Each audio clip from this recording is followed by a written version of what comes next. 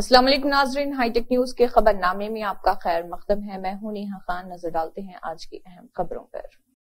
उसका होठ फटा, खून बहने लगा, फिर भी ये खिलाड़ी मुंह पर टेप बांधकर बैटिंग करने के लिए मैदान में पहुंच गया। इसने कामले की याद दिला दी। विजय हजारे ट्रॉफी के पहले सेमीफाइनल मैच में हरियाणा ने तमिलनाडु को 63 रन से शिकस्त दे दी। हिमांशु राणा की नाकाबिल शिकस्त सेंचुरी और इनशोल कंबूज की शानदार गेंदबाजी के बाद से हरियाणा ने अपनी जीत की मुहिम जारी रखी और 13 दिसंबर को यहां 5 बार के चैंपियन तमिलनाडु को 63 रन से शिकस्त दे दी और वो पहली बार Vijay Hazare trophy cricket tournament के फाइनल में दाखिल हो गया। इस मैच की सबसे बड़ी खास बात तमिलनाडु के बाबा इंद्रजीत की इनिंग्स थी, जिन्होंने 64 रन बनाए। अगरचे उनकी टीम मैच हार गई, लेकिन बाबा इंद्रजीत ने जिस जज्बे के साथ बल्लेबाजी की उसे हमेशा याद रखा जाएगा। दरअसल मैच के दौरान उनका होठ फट गया था। बाबा की कारकर्दगी को देखकर अनिल कांबले को 2002 की याद आ गई, जब उन्होंने वेस्टइंडीज के खिलाफ इंडिका टेस्ट में टूटे हुए जबड़े के बावजूद बॉलिंग की थी।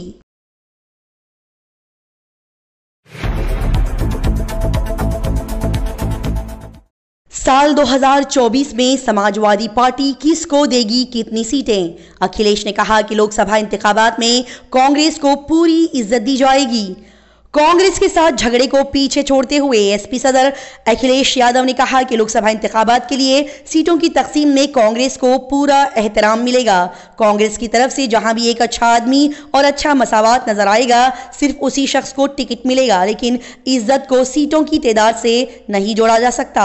अखिलेश यादव ने इस जुमेरात को एक टीवी चैनल से बात करते हुए ये बात बताई। उन्होंने कहा कि जब अवाम तब्दीली के हक में वोट दे रही है तो फिर बीजेपी को यह फिक्र होनी चाहिए कि आम इंतखाबात में आवाम तब्दीली चाहती है। बीजेपी को सोचना होगा कि आम इंतखाबात में उसके खिलाफ वोट दिल्ली के लोगों की वजह से जाएंगे या फिर यूपी के लोगों की वजह से।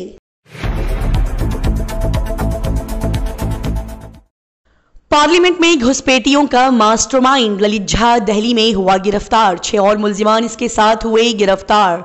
पार्लियामेंट की सिक्योरिटी में लापरवाही के मामले में दिल्ली पुलिस को एक बड़ी कामयाबी मिली है। दिल्ली पुलिस ने इस जुमेरात को इस वाक़े में मुलविस 6ठे मुलजिम और मुबैना मास्टरमाइंड को गिरफ्तार कर लिया। बता दिया जाए कि पुलिस ने जुमेरात को इस बात की जानकारी दी है। इस वाक़े का मुबैना अहम साजिशी ललित झा को पकड़ने के लिए कई जगहों पर छापे मारे जा रहे थे। आखिरकार मुलजिम ललित झा को दिल्ली से गिरफ्तार कर लिया गया।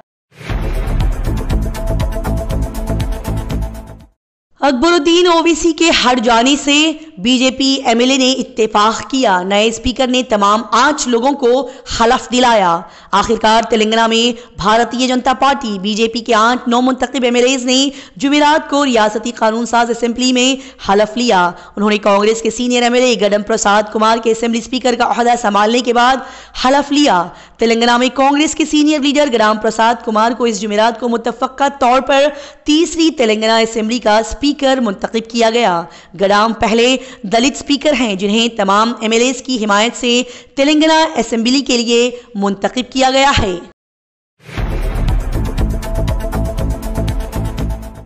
शाही ईदगाह पर हाईकोर्ट का बड़ा फैसला। इस जुमेरात को हाईकोर्ट ने इसकी समाअत की। इलाहाबाद हाईकोर्ट जन्मभूमि शाही ईदगाह पेचीदा तनाज़े में हिंदू फरीक को बड़ी राहत मिली है। काशी के बाद हाईकोर्ट ने मथुरा के शाही ईदगाह कॉम्प्लेक्स में सर्वे के लिए कमिश्नर की तकर्री को मंजूरी दे दी है। हिंदू फरीक काफी अरसे से शाही ईदगाह में सर्वे के लिए कमिश्नर की तकर्री का मुतालबा कर रहे थे, जिसकी दरख्वास्त पर जुमेरात को हाईकोर्ट ने इसकी समाअत की। आपको बता दिया जाए कि श्री कृष्ण जन्मभूमि शाही ईदगाह तनाज़े को लेकर जिला अदालतों से लेकर हाईकोर्ट तक काफी अरसे से केसेस दायर किए जा रहे थे। शाही ईदगाह से मुतालिक 18 दरख्वास्तें सिर्फ हाईकोर्ट में जेर समाअत हैं। इनमें से 17 दरख्वास्तों पर इस जुमेरात को समाअत हुई।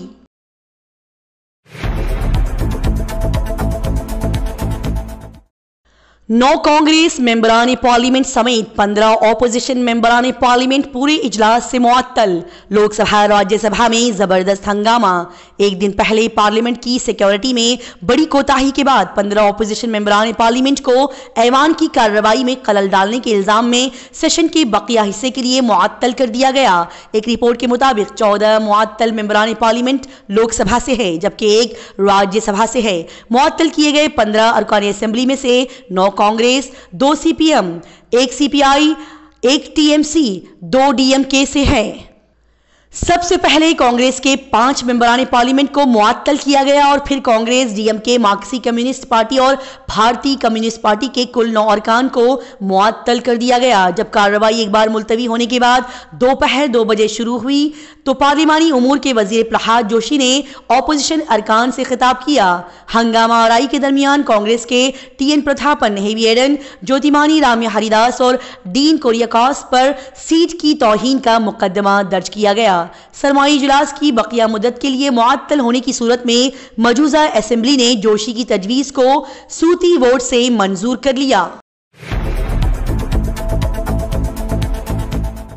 हिंदुस्तान को सस्ता तेल बेचने वाले रूस ने एक और बड़ी पेशकश कर दी। यूक्रेन के साथ जारी जंग के बाद हिंदुस्तान को सस्ता तेल फरोख्त करने वाले रूस ने एक और बड़ी पेशकश कर दी है। दरहकीकत यूक्रेन के साथ तवील अरसे से जारी जंग की वजह से कई अमेरिकी और यूरोपीय कंपनियों ने रूस में अपना कारोबार बंद कर दिया। ऐसे में रूस चाहता है कि हिंदुस्तानी कंपनियां इन कंपनियों के छोड़े हुए कारोबार पर कब्जा कर ले। एक रिपोर्ट के मुताबिक रूस ने अमेरिकी और यूरोपीय कंपनियों के छोड़े हुए कारोबार हिंदुस्तानी कंपनियों को देने में गहरी दिलचस्पी जाहिर की है। रूस चाहता है कि हिंदुस्तानी कॉरपोरेट कंपनियां Saint Petersburg International Economic Forum का फायदा उठाकर ये मुआहदा करें और तेजी से तरक्की करती हुई यूरोपीय मईशत में खुद को कायम करे। बता दिया जाए कि यह फोरम 5 से 8 जून 2024 के दरमियान मुनक्किद किया जाएगा। बर्फबारी सयाहों के लिए लानत बन गई। सिक्किम में फंसे सयाह फौज ने 48 घंटे के ऑपरेशन में 1217 लोगों की जानें बचाई। मुल्क की मशरकी पहाड़ी रियासत सिक्किम में गुज़िश्ता चंद दिनों से हो रही बर्फबारी अब सयाहों, विजिटर्स के लिए डरावना ख्वाब बन गई है। शुमाली सिक्किम के लाचन, लॉचिंग और पीलिंग में भी कल बर्फबारी हुई। नतीजा ये हुआ कि पूरा इलाका सफेदी में तब्दील हो गया। रियासत में बर्फबारी की वजह से कई सयाहों के फंसे होने की इत्तला मिली, जबकि मशरकी सिक्किम में शदीद बर्फबारी की वजह से फंसे हुए 1217 सयाहों को फौज ने 48 घंटे के ऑपरेशन के दौरान बचा लिया। रेस्क्यू के बाद सयाहों को गंगटूट ले जाया गया। महकमा दिफा के तर्जुमानी लेफ्टिनेंट कर्नल महेंद्र रावत ने इस बात की जानकारी दी है।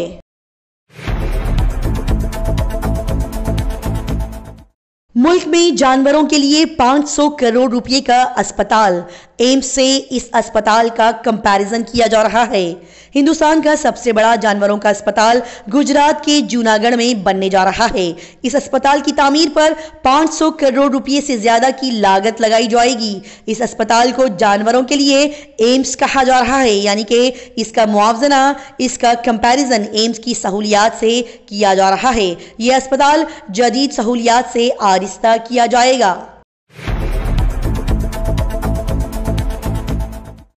शराब पीने से 4 अफराद की हिलाकत पर बड़ी कार्रवाई। थाना इंचार्ज और एक्साइज इंस्पेक्टर समेत 9 के खिलाफ मुकदमा दर्ज। यूपी के फिरोजाबाद जिले के खैरगढ़ थाना इलाके में 3 साल पहले नाजायज शराब पीने से 4 लोगों की मौत के मामले में बड़ी कार्रवाई की गई है। उत्तर प्रदेश विजिलेंस एस्टैब्लिशमेंट ने जुमेरात को इस वक्त की police station incharge, SOG incharge और एक्साइज इंस्पेक्टर समेत 9 लोगों के खिलाफ बदउनवानी की दफात के तहत मुकदमा दर्ज किया है। ये वाकया नवंबर 2020 में पेश आया। खुली जांच में कसूरवार पाए जाने के बाद विजिलेंस ने हुकूमत के हुक्म पर यह मामला दर्ज किया। इस कार्रवाई से महकमे में बड़ी हलचल मच गई है।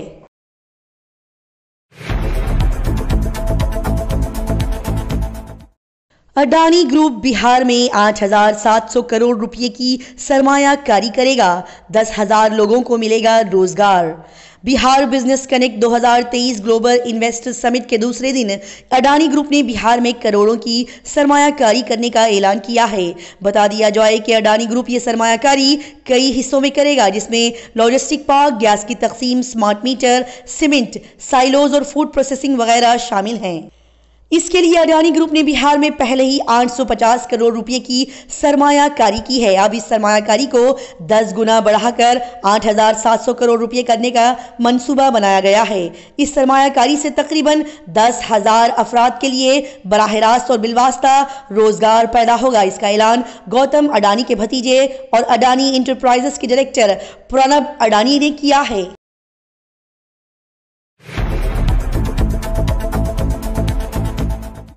नूह तशद्दुद के मुल्जिम बिट्टू बजरंगी के भाई को जिंदा जलाने की कोशिश, पेट्रोल छिड़क कर उसे आग लगा दी गई। नूह तशद्दुद के मुल्जिम संजय बिट्टू बजरंगी के छोटे भाई इंक्लेव के रहायशी महेश पांचाल को रात गए नामालूम नौजवानों ने आग लगा दी। बिट्टू बजरंगी ने बताया कि उनकी डब्बा मंडी में एक सब्जी की दुकान है। रात 1 बजे के करीब छोटा भाई महेश बाजार गया हुआ था। इसी दौरान 4-5 नौजवान एक कार में आए और उन्होंने उससे पूछा कि क्या वो बिट्टू बजरंगी का भाई है। जैसे ही उसने हाँ में जवाब दिया, उन्होंने पेट्रोल छिड़क कर महेश पांचाल को आग लगा दी। बताया जा रहा है कि नूह तशद्दुद के दौरान बिट्टू बजरंगी एक वीडियो वायरल करके सुर्खियों में आ गए थे। इससे पहले बिट्टू बजरंगी को भी मुसलसिल मुख्तलिफ नंबरों से जान से मारने की धमकियां मिल रही थी। बिट्टू बजरंगी ने खबरदार किया है कि अगर पुलिस ने शरपसंदों को जल्द गिरफ्तार नहीं किया तो वह अपने तरीके से इसकी कार्रवाई करेंगे। इसी के साथ हाईटेक न्यूज खबरनामा इख्तिताम को पहुंचता है। अल्लाह हाफिज।